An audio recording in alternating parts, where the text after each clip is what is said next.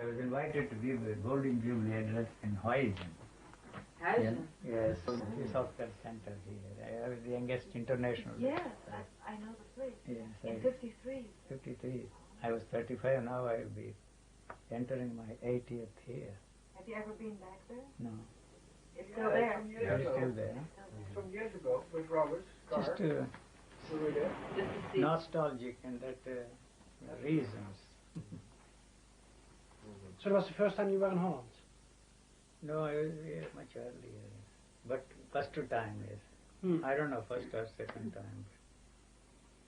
So you started storytelling already when you didn't know what to say. You just said I didn't know empty words and empty phrases. Yes.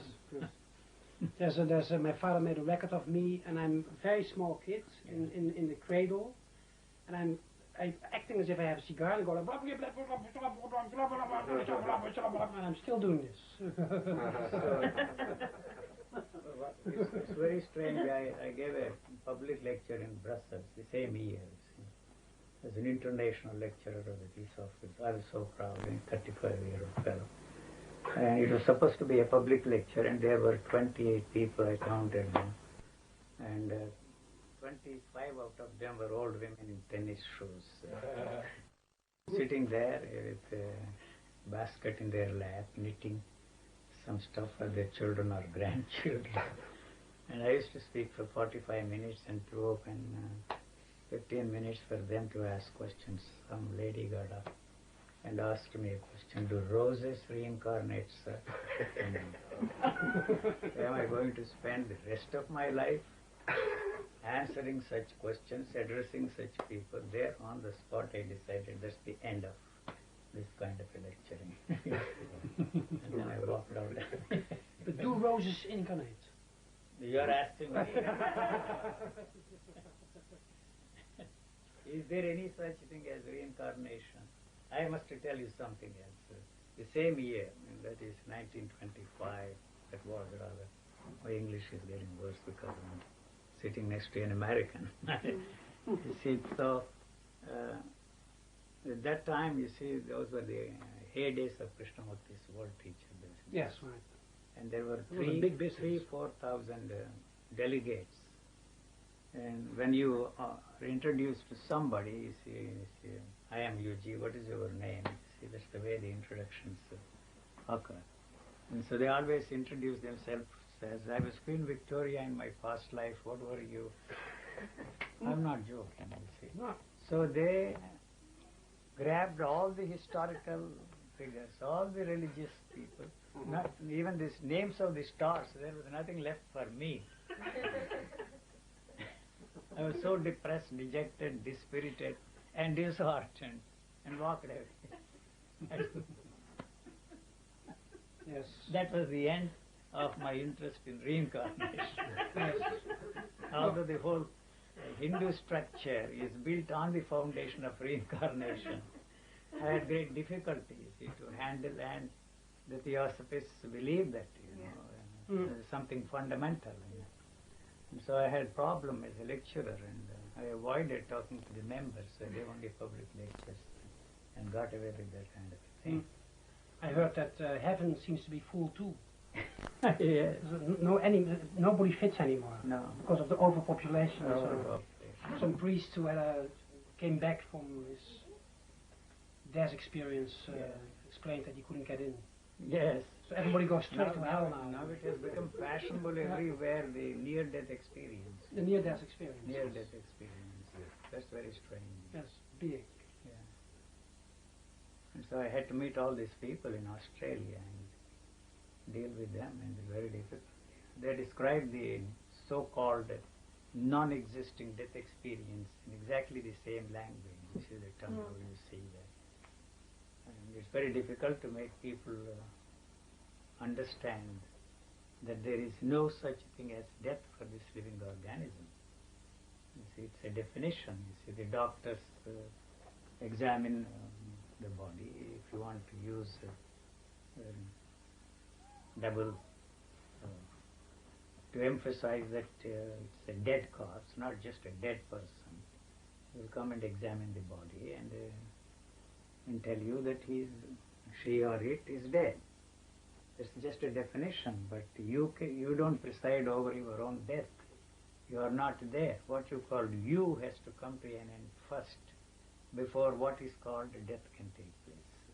But as a matter of fact, death is the beginning of other forms of life. I may not continue to be in this shape and form, and you don't even experience the death of others. What you experience is that there is no way you can keep the relationship going, and what you are experiencing is the void that is created by what is called a death. So this body has no way of knowing that it is alive at this moment. I can tell you, if you ask me, are you alive or dead, I would say, yes, I am very much alive.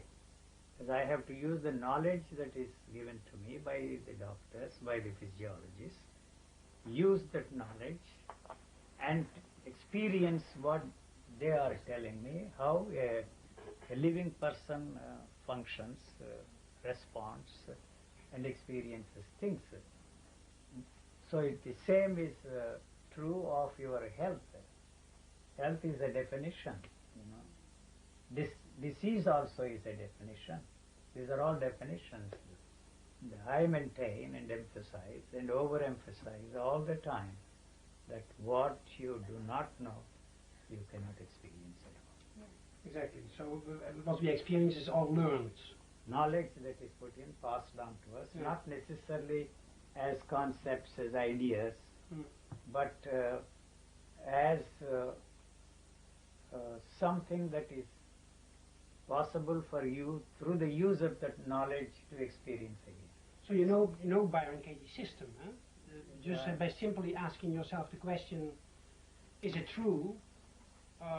How do I know it's true? You already discovered just an idea or a story that you tell yourself. But I don't know what she means when she says whatever she is saying. To me, is there any such thing as truth? Is there such anything as what? As truth. As truth. Truth is... Is there such anything as truth? Only to the reference point imagining it, attached to it in the moment. So I join there, and the answer is no. And I join in that place of apparent understanding to reach the point, finally, of from where Yuji is speaking. It gives everyone the experience that does that loop, that circle, the experience that I'm hearing from Yuji. But are you not translating this, whatever statements, quote unquote, I am making, within the framework of the experiencing structure? Now, I'm not questioning you see, but I understand. no, I'm trying to understand what you are trying to say. You see, to me, as a student of philosophy, student of religions, I studied all the religions as a student of philosophy. I'm very familiar with all that stuff. But is there any such thing as truth? The question itself is false, because there is an assumption that there is such a thing as truth. Right. And you can write books on the origin of truth and your experience of truth. It is a logically ascertained premise. There is a truth. If I say that this is the truth, it is no longer true and valid even for me. So what I am telling people is, whatever I am saying is not valid and true even for me. So if you accept that, you are putting yourself on a merry-go-round. So it is a logically ascertained premise. There is such a thing as truth. It is a movement. It is like life. Life itself is a movement. So you cannot capture and contain and give expression to life. No. But what we are dealing with is not life, but living. Living has become a problem. The living is created, this is how you should live, this is the meaning of life, this is the purpose of life. And there we are stuck with these concepts that you have to find out the meaning of life, you have to find out the purpose of life. A living thing never asks those questions. Anything that we want to know is put in there by our culture or by our society. So what is the truth? That question itself is absurd. And it is born out of the assumption that there is such a thing as truth.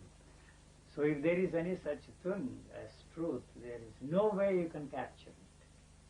See, even what is called beauty, you see, the moment you say that it is beautiful, the sunrise is beautiful, you have already put it in a frame, and otherwise you will never tell yourself that that is a beautiful thing out there. So if you ask for me, say, I see a beautiful girl, is she beautiful or ugly? I wouldn't say she's an ugly duckling. By our definition, you see, passed on to me, I have to call that person, but a beautiful person, or it's a beautiful scene. So to me, everything that is born out of thought is a pleasure moment. I'm not condemning anything. See, I'm not condemning pleasure. It's a sensual activity. Mm-hmm. Anything that is born out of thought is a sensual activity. So eating 14-course meal or having fun with varieties of girls is exactly the same as far as I'm concerned. You see, when once that is a fact, you will not do this, you will not do that. You see, all those people who practice celibacy, who practice all the virtues and they're in the holy business, they are all very fat people. See, they eat and eat and eat. Yeah. Even Buddha had a big, not the Gandhara sculpture that they created in India, that was Alexander's idea when he invaded India. You see, some Greek artist created that Buddha. But actually and factually, it had a big stomach. So he doesn't need any tables, he can put his computers on that, or even typewriters and type on it, and then you can have your tray, your stomach. I'm very the only thing that makes sense is to tell just stories. Yeah, and see them as stories. But just stories. Then you call me an entertainer. And so if I'm an entertainer, I need to be paid.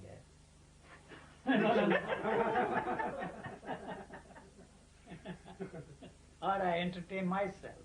Yeah, isn't that No. the case? No, I don't think so. But you have every right to brush this aside and dub that label or force that label on me. You're after all an entertainer. They are all entertained by me. But am I? I don't know. Why not?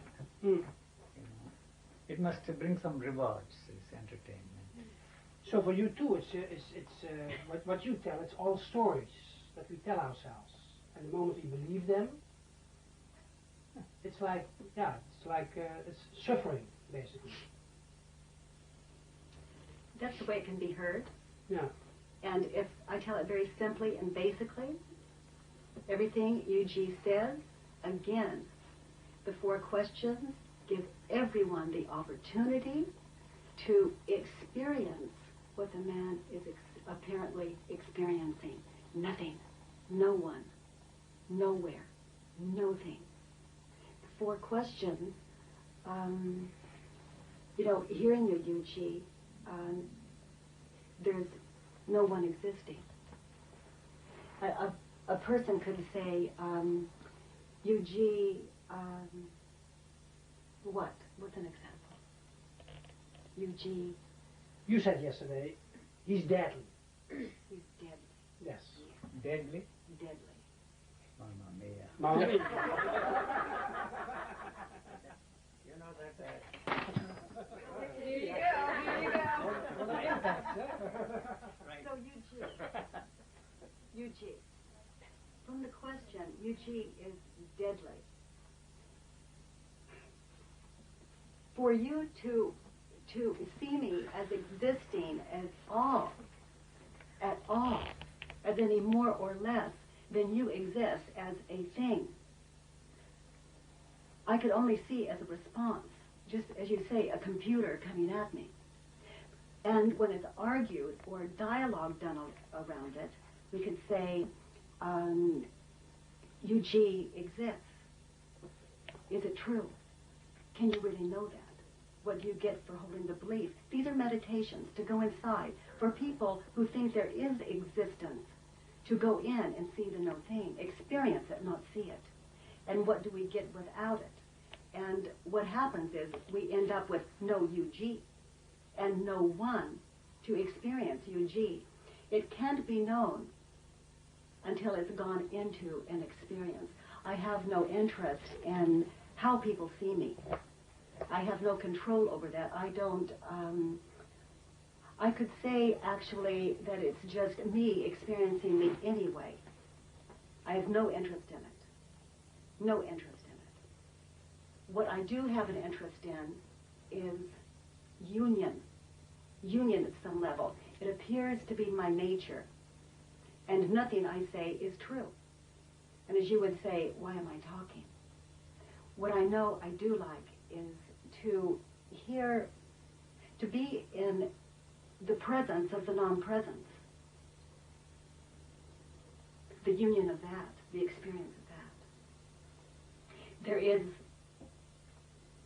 There is nothing that anyone can say that has any meaning for me. There's no one for it to have meaning. It's very interesting sitting here. There's not a lot I could say to you. There's no one to listen. And there's no one to speak. What I do know is being here is, I can't even say that. Yeah, exactly. Wonderful. So? No comment. Like No comment. Politicians. Gimmicks. Gimmicks, apparent gimmicks. No, I'm not saying anything. Well, I love no, to he's join asking there. me. And Eugene, I love to join there. Let's say that the way that it was picked up on is gimmick. And I would love, I respect our friendship, and I would ask you, the 4 questions or anything from anyone is a gimmick. Can we know that? So the way I put it would be different. There are no questions at all. The questions I need to ask, how to get to this space, and what is the easiest way of, cheapest way of traveling from here to Fribourg or wherever I am going. What mode of transportation? These questions are very essential to ask. And otherwise, you cannot function in this world sanely and intelligently. Mm-hmm. But all the other questions we ask are born out of the answers we already have. Otherwise, there can't be any questions at all. So actually and factually, you don't want any answers for the questions. You see. Yes. So any answer, I'm not giving any answers to the questions at all. I'm just pointing out one thing, that you are not really interested in getting any answer for the question. You only want a confirmation of the answers that you already have. Yeah. And so if I don't confirm, you reject it. If it fits into that framework, the knowledge you already have, you accept it, because this answer strengthens and fortifies the very thing that you want to hold on. Yes. So the next thing is that we must deal with is that there is no question there, but there is only questioner there. See, the question and questioner are one and the same. We think that the questioner is different from the question.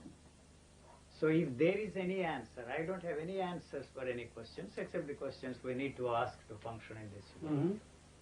How that is working, and he can teach me. He is an expert, and by repeating, see, my efforts to handle that camera, I will learn how to do it. That's all. Only in that area, they have the answers. Through repetitive process, we learn something. Mm. Since there is no questioner there, but there is only one question, I am saying that. But you think that there is somebody who is asking the question. But if there is any answer to that question, the question should disappear. And along with the question, the questioner also goes. you Yes. see. Yes. And so you want an answer that will strengthen and fortify the very answer that you have, you know. So you are not in a position either to accept what I am saying or reject what I am saying. You accept it because it strengthens and fortifies the very thing that you think is the real answer. So you accept it. You try to fit this into that framework and feel very strong. See that it is confirmed by somebody like me. You reject it because it is undermining the very foundation of, you see, the answering mechanism that is there inside of you. So you really don't want any answer for that question. If there is any answer to that question, the question disappears, and along with it, the non-existing question occurs, and along with that, the question is born out of the answer, that also goes. You are not ready for that kind of a thing because you have invested tremendous faith in that person who has given the answer. So sentimentality comes into the picture, and you are not ready to brush aside the answers that you already have, along with that, the person who has given, you see, those answers for your non-existing questions. And we mostly go to the people who we know will give the right answers. Confirm. You are interested in the confirmation, Yes. but not any answers for your questions, because all questions are the variations of the same question, right? Mm. So you are not really interested in any answer for that question, because that would be the end of you as you know yourself and as you experience yourself. That is why I say, is it possible for you? As a matter of fact, you have never looked at anything in your life except to project the knowledge you have on what you are looking at. So if you are lucky to be free from the stranglehold of thought, you will be surprised how this living organism is functioning, how the sensory activity that is there is so extraordinarily alert, you see. So it is no way you can say to yourself that you have at any time looked at anything. As a matter of fact, when the knowledge you have of the things out there and what is happening inside of you is not there, it is always there, unfortunately, you don't know whether you are looking at that and say that it is breathing. As a matter of fact, what all we were taught by the scientists and whatever we learned from all of them is false, because the physical eye does not look at the tree as a round. Whoever told me that the tree is round misled me and misguided me and put me on the wrong train. The physical eye does not see the other side of the tree. So it sees only one side, and you have to tell yourself that it is flat and it is not round. That is the way the physical eye is looking at the things. Another thing is the physical eye does not look at the space. So all the talk, those physicists who talk about, you see, the third dimension, fourth dimension, all that is absolute gibberish, absolute nonsense. And so what I am saying is the physical eye cannot see the depth at all.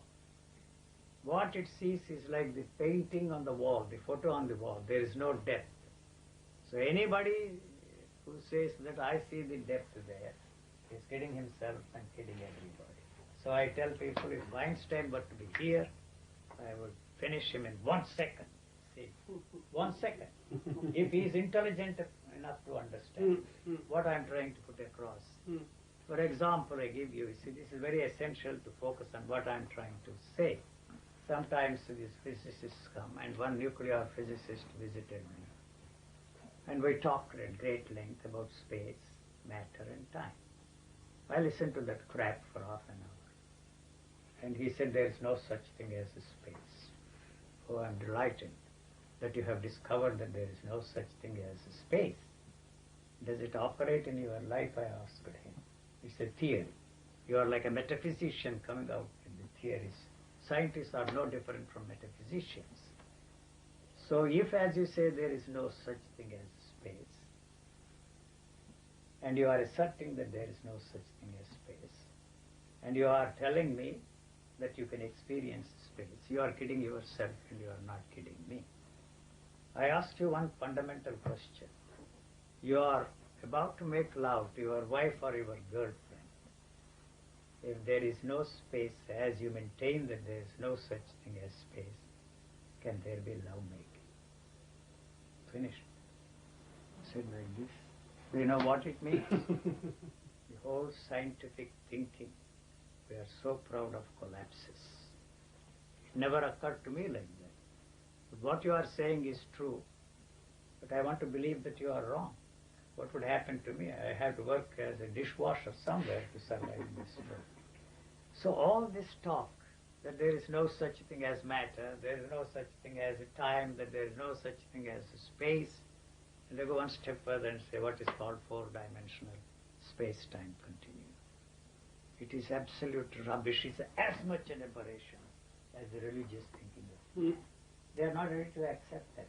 Unfortunately, they have become the handmaids of the state, just the way the religion was the handmaid of the state, and the state used them as instrument of power. It's the same everywhere. If the state had not used them and see as an instrument of power, Buddhism would have remained a small cult, Christianity would have remained a small cult. They became the instruments of power. In exactly the same way, those people who are coming out with all kinds of theories, they are only interested in prestigious awards and Nobel Prizes. That's all. They come up with one theory today, And another grants. fellow comes along with another theory, and there is order in the universe. Fine, I'm delighted that there is order in the universe. He gets one Nobel Prize. Another joker comes along and says there is only chaos. He gets a Nobel Prize. And a third chappie comes along and says, I see both chaos and order in the same frame. You will get another Nobel Prize. What is the actual situation? Is there chaos or is there an order? Why the hell am I interested that there is order or chaos in this universe? I'm only interested in making a living, where my next meal will come from, who will provide me a shelter over my head here. That's all. These are the basic things I am interested in. But as far as this living organism is concerned, it is not interested in any of the ideations, any of these mentations, that they are Eugene, when you say you're interested in where your next meal comes or your shelter, I don't believe you. No, but this organism is interested only in two F's. I'm sorry to use that word. Eugene, Food and effing. Eugene, Other than that, anything that we want to know what they are trying to teach me has no relevance at all. So what are you going to say? No, sorry. I'm saying much too much. Stop. All right, I heard you say that it's essential that we understand you, hear you, and I don't believe you believe No, that. it's not a question of belief, a question of you believing or not believing. I understand. No, but that I'm is the way asking. to focus. You see, the thing that the living organism is not interested in anything other than these basic things. And I can tell you one thing. I can tell you one thing. You see, people don't believe me when I say that amongst my needs, the food is at the bottom of my needs, and money is on the top. You see, so when I say that money is at the top, you see, you don't function like that. You have given away crores and crores of rupees. And how can you say that is at the top? You see, it is not a means of security for you. There is another thing, that if that is the one and the only need for you. Money is all that matters to you. And you don't think of anything other than money.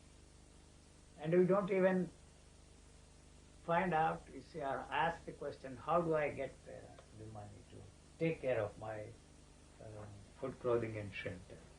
It is never a problem there. Or it is not some mysterious way that money comes to you. I don't know if I make my point. But sir, come on. Eugene, as you talk, it's almost, and we could even say apparently, cut one off, we could say. It's as though you belong to a very exclusive club that doesn't allow the other. And it's not so much the way I hear it, it's what I'm hearing. It's almost as though it's theory after theory, and If I were to have one, that would be it. Yours would be it. What I invite Thank God. people to do is to enter that same awareness that you apparently experience in a way that gives them an option. An invitation is not the same as a needing or a wanting. It's a simple offering that would allow one to, the experience that I see you in is complete. I don't know. I don't get what you are saying, but I didn't either. no, you see what I. I'm saying that when you speak, it appears to assume that you're the only one that may have the understanding, when of course we all do, and I know you know that. I just find it fascinating the way the apparent organism sings, No, what I am. sounds. I'm sorry. What I am emphasizing is a very simple thing. This living organism and that living organism, or the living organism of all those people around here, are functioning in exactly the same way. Exactly the same way. Yes. There is no need for them to learn anything from anybody. You see. So whatever we are telling ourselves and others, what is good for this living organism is false as far as this body is concerned. I am only emphasizing one thing, how this body functions with such alacrity and such intelligence, unparalleled. See, so we don't give this any chance to function in this world sanely and intelligently. That would almost be like the last concept to go. No, I'm like a dog. A dog, somebody even put it in the newspaper's headline, UG calls himself a rat in the sewer water.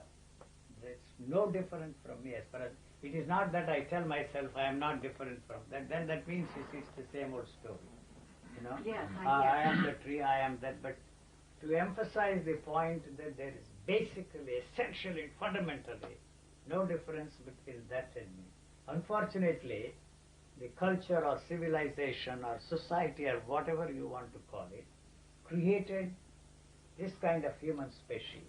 And I'm hearing that you just created it. Not me, they created me. And Whatever I And say, is whatever that I really think, true? whatever I experience is what is put in here. So I say there is not one thing which I can call my own. Not one thing, not You one learned, word. you learned everything. Huh? You picked up everything from your parents. Everything. From One of these days I say there is no such thing as creativity. There is no such thing as originality at all. This is what I can say. But Mhm. there is not one word, not one thought, not one experience which I can call my endless repetition. Everything. I may not know where I picked up that and put this into this Right. computer. There will come a time when these computers will tell all those people who think that they are very creative and original, the source of their material, how you see it is created. So the one difference between the computers created by the humans, and they feel so proud that they are responsible for the computer. Mhm. And this computer is that it never, supposing you ask a question, it never says it is such. Never says it is such. Because there is no need for this to search for anything.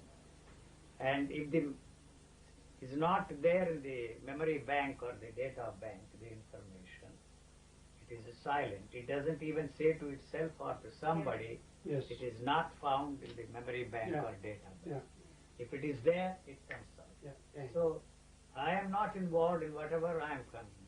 That is why I tell my friend who is now one of the top movie directors, Mr. Mahesh Bhatt, the author of my so-called biography, don't quote the source, you are original. So the moment you quote the source, you are giving importance. That's the reason why I say that intellectual property rights, it's like grabbing this property Mhm. and calling it mine. we are not honest, decent, and decorous enough to admit that there is nothing which is original here. Everything is taken from outside. Yeah. And so these computers will tell you very soon where you picked up that information. Now you have changed it into this and claim originality and established copyright. And then everybody is demanding, every nation must assign, that intellectual property rights. So when we are born, you can say, we don't think. You see, anything I say about how I was like when I was born is a speculation, is on my part. There is no way I can look back and tell myself I was functioning like that. So that is why I sometimes say these very absurd things. Once somebody interviewed me there in London, TV, Asia TV or something. I said all mothers are monsters. And my interviewer said, I have 4 children. How can you say that I'm a monster? And I said, if you don't like that, if it pleases you, let me add one thing more. Children are no angels. So what about husbands? And she said, they don't count at all. And that created a very awkward situation for me. And the telephone calls lasted for 3 days. How can you say such a thing? From Romania, Bulgaria, Hungary, all over. And one woman who was there, ready to give birth to her child, she called me in her broken English. How can you say such a thing? And what do you want me to do with my child that is going to arrive very soon? Abandon the child. Abandon the child. You see? And so what I am trying to say is, where actually it begins, you see, the brainwashing. The first kiss of the mother is the beginning of the separation. What I am trying to say is, then goes on, he said, I am your mother and that is your father. I didn't see my father for the first 5 years of my life. If my mother died when I was 7 days old, they introduced that from now on I have to call this guy my father. How the hell do I know that it is my father? You see, and from that moment onwards, every time I meet him, I have to call him my father. Even today I introduce my daughter as my daughter.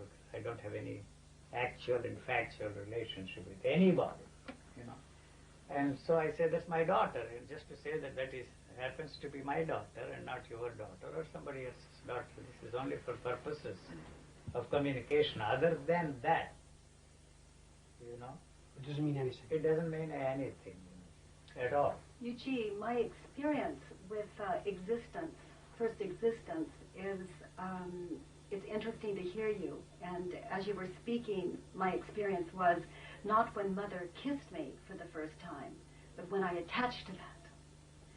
When I put meaning to it, not 1 second Not prior. you, the child. I'm talking about the child. I as the child. I don't know how, I can't say anything about how I was like as a child, but this is what I observed, you see.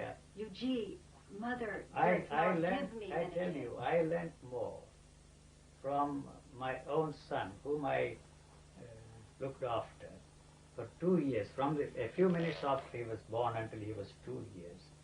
I can tell you I have learned more from him than from all the spiritual and secular teachers put together in this world. Whatever I say is not what I have learned from them, say the teachers, but what I observed. My very observation, of course, is colored by my upbringing, by my culture. Your ideas. Yeah. So there is no way you can look at anything without projecting your ideations and mentations on that. You see, now the scientists are also telling. We're saying the same thing. Can you hear it? I don't even hear what I'm saying.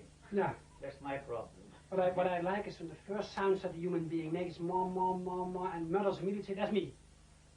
They claim it immediately, Anyway, no, after a while, you see, nobody has come up with any idea of how to educate children without destroying the native intelligence and innocence they are born with. It's very difficult. Nobody has come up with any idea. And it is not possible because they themselves want to be accepted by us. And we are living in this world. This is a reality. And so they have to fit into this framework, however ridiculous the framework may be. So if we try to educate them in any other way other than this way, we get into trouble, they get into trouble. They all become misfits in this structure. You see, the problem here is I am not in conflict with the society at all. I am not in conflict with the value system created by our culture.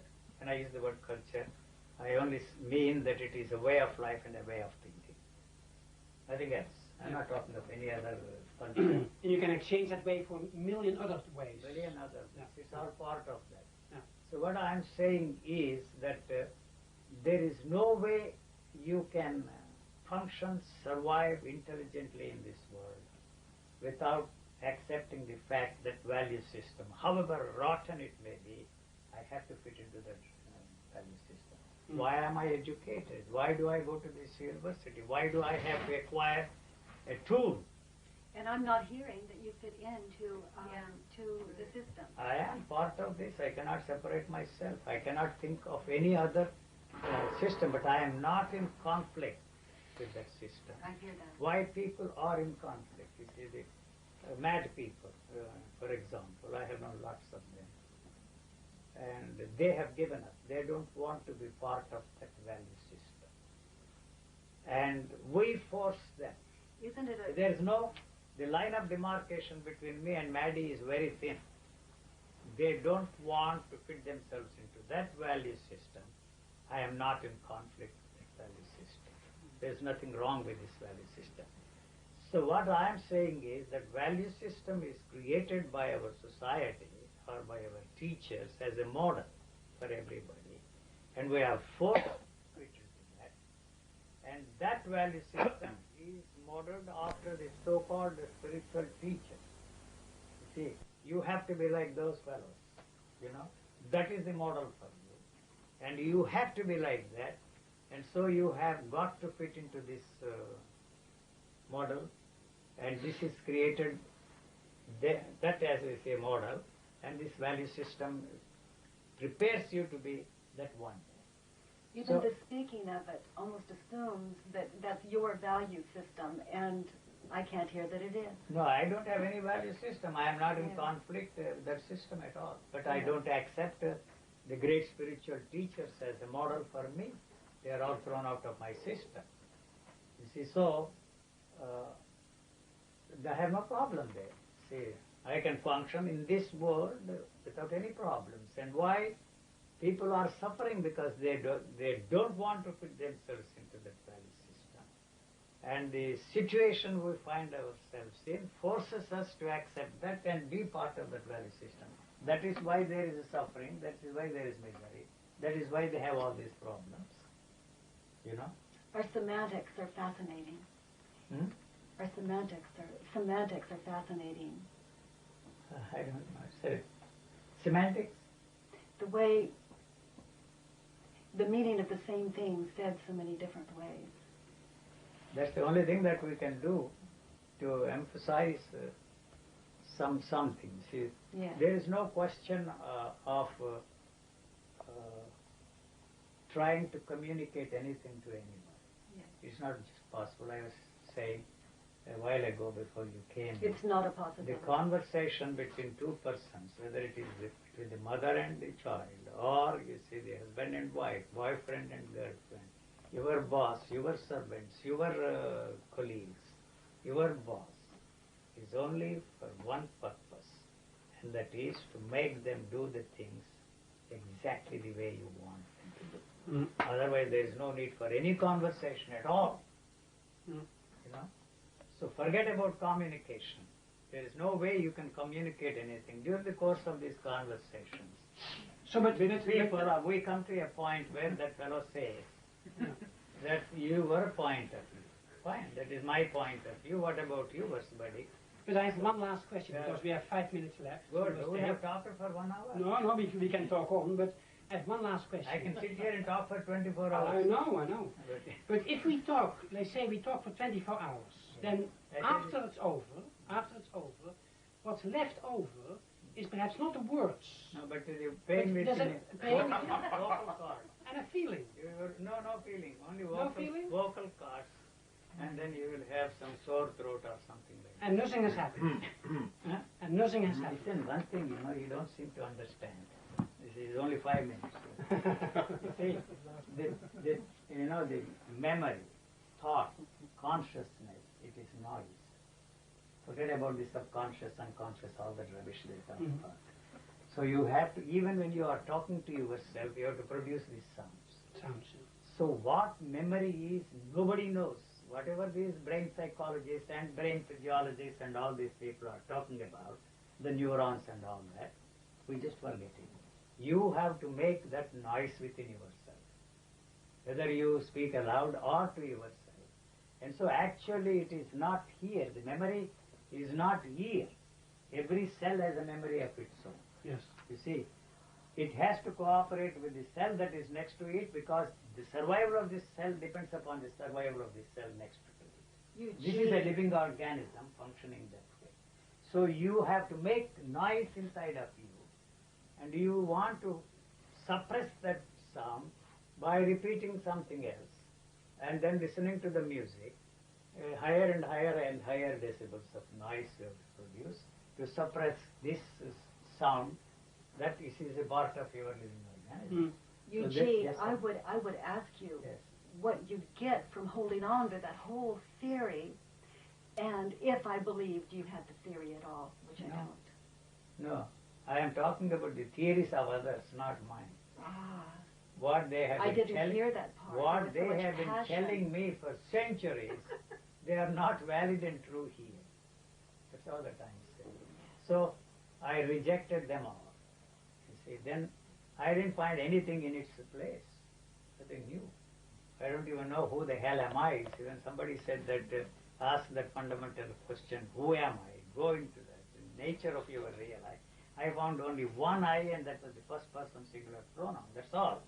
And why are those jokers telling me that you must find out the real I and go into that step by step, logically, sanely, and intelligently, and find out the real I? I didn't find any other I there, other than the first person singular pronoun. And when people talk, you see that the speaker, what is being said, more self-centered than I am. I visited a Swami when I was young and stupid. I am still a stupid. Eugene, if there was someone to talk to here, I would say it is very fine to be with you again. You are mistaken. So, you said a while ago I am deadly. that made a big impact. For Well, sure. that was just a hopeful statement. Nice Okay, meeting. we have been talking with Byron Katie, who met Eugene in Palm Springs, Yes, where you're living for part of the time. yes. You travel all over the world, Yes. so do you. And you're basically telling the same story, that it's all stories. If, Just that, Why isn't should it? I deny that privilege of putting things that way? Because you do.